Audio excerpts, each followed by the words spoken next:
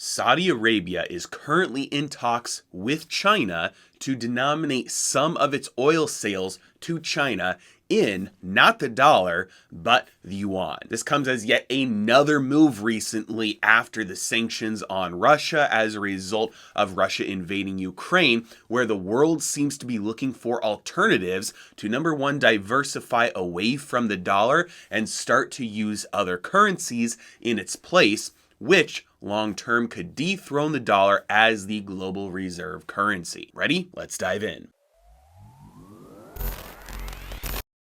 No matter how you look at it, this is a big deal. The fact that oil is traded around the world denominated in dollars gives the dollar some intrinsic value. It gives the dollar some reason why countries have to do things to get dollars, because if they want to be able to get oil, they have to get dollars.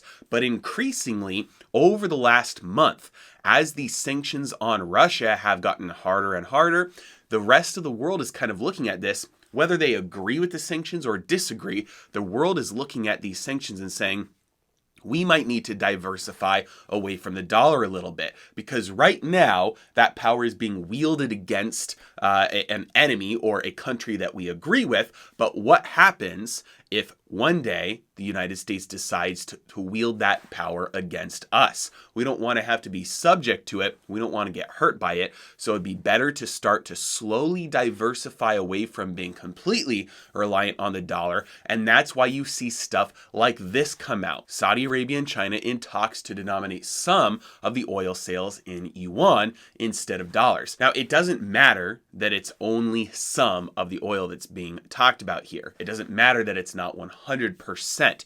What matters is that this is happening at all. What matters is that the talks are actually happening. And every time people talk about global reserve currencies, which currencies will go up versus other currencies, the classic argument is, what are you going to replace the dollar with? Yes, the dollar sucks, but it's the cleanest shirt in the dirty hamper, right? So might as well use that. But when we start to see things like this happening, well, maybe not. Maybe you don't want to just be wearing one dirty shirt. Maybe you want to diversify to some other dirty shirts. And again, I'm going to keep on making videos about all these little things, because these are more straws on the camel's back. Little moves of de-dollarization globally that over time will add up and over time will make a big difference. This by itself might not move the needle. A couple of days ago, I made a video about how Nigerian companies can't get their hands on dollars, so their government was forced to allow the tax payments in the equal amount of naira.